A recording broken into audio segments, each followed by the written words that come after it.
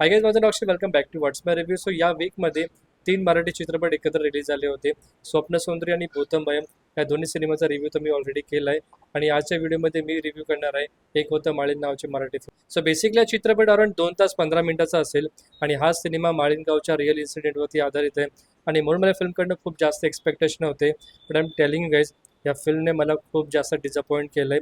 आता तो ड्रामा असो किंवा प्रेझेंटेशन, सगळ्याच गोष्टीमध्ये या चित्रपटाने खरंच माती खाल्ली आहे. एक होता माळीन हा चित्रपट एका नॅचरल डिझास्टरवरती आधारित आहे, पण या फिल्मचा presentation I mean direction, cinematography, colour grading आणि बाकी टेक्निकल गोष्टीमध्ये हा सिनेमा स्वतःमध्ये एक डिझास्टर आहे. 2014 साली माळीन गावाला इन्सिडेंट झाला आणि लँडस्लाईडमध्ये एक गाव एका रात्रीत संपलं आणि थिएटरमध्ये हा चित्रपट बघताना, या फिल्मचं प्रेझेंटेशन बघताना मला सुद्धा असं वाटतं की या फिल्मच्या लँडस्लाईडमध्ये मी थिएटरमध्ये संपतो की काय. हा रिअल लाईफ इन्सिडेंट 2014 साली झाला होता आणि या फिल्मचा प्रेझेंटेशन बघून तुम्हाला असं वाटेल की हा चित्रपट अर्ली 20s किंवा 90s मध्ये यायला पाहिजे होता. हे बघा, मराठी चित्रपट 2 टाईपचे असतात.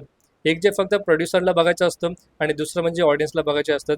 पण हा चित्रपट फर्स्ट कॅटेगरीमध्ये येतो आणि मेकर्सला जे वाटतं ते त्यांनी केलंय.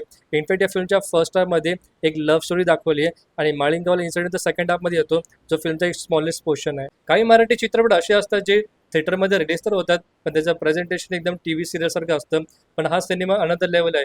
या फिल्मचं प्रेझेंटेशन टीव्ही सिरियल कमी आणि शॉर्ट फिल्मसारखं जास्त वाटेल आणि तुम्हाला असं वाटेल की बाई 2 तास 15 मिनिटाची शॉर्ट फिल्म तुम्ही थिएटरमध्ये बघत आहात. या चित्रपटाने प्रेझेंटेशनच्या बाबतीत तर माती खालीच आहे, पण ऍक्टिंग परफॉर्मन्सच्या बाबतीत सुद्धा सगळ्या ऍक्टर्सने एकदम डिसअपॉइंट केले. एकही तुम्हाला असा ऍक्टर दिसणार नाही तुम्हाला असं वाटेल की बाई हा एक नॅचरली ऍक्टिंग परफॉर्मन्स डिलिव्हर करण्याचा प्रयत्न करत आहे. या फिल्मचा फर्स्ट हाफ तर पूर्णपणे लव्ह स्टोरीमध्ये जातो आणि सेकंड हाफमध्ये फायनली तो डिझास्टरवाला सिक्वेन्स दाखवलाय. त्याचा VFX ग्राफिक्स बऱ्यापैकी चांगले. इथे मेकर्सचे एफर्ट्स थोडेफार दिसून येतात. ऍट द सेम टाइम या फिल्मचा म्युझिक आणि गाणी सुद्धा तितकीच आउटडेटेड आहे. एकही गाणं तुम्हाला असं पाहायला किंवा ऐकायला मिळणार नाही जे तुम्हाला असं वाटेल की आजच्या काळातील रेलेव्हेंट वाटेल. सी ऑनेस्टली मला असं वाटतं की माळीन गावसारख्या इन्सिडेंटवरती एक चांगले प्रोडक्शन क्वालिटीची पिक्चर बनवायला हवी होती, ज्यामध्ये VFX, ग्राफिक्स, ड्रामा आणि ऍक्टिंग परफॉर्मन्स या सगळ्या गोष्टी बऱ्यापैकी जुळून आले असते. हा सिनेमा डेफिनेटली एक बेंचमार्क ठरला असता. मी हा चित्रपट थिएटरमध्ये बघण्यासाठी बाई 300 रुपयाची तिकीट घेतली, पण फिल्म बघून मला असं वाटतं की बाई 1 रुपया सुद्धा वसूल नाही झाला. या फिल्मची अनाउन्समेंट अराउंड 6 ते 7 वर्षापूर्वी झाली होती आणि प्रत्येक वेळी मला असं वाटायचं की बाई हा चित्रपट कधी आपल्याला बघायला मिळणार आहे, कारण रिअल लाईफ इन्सिडेंटवरती आधारित आहे.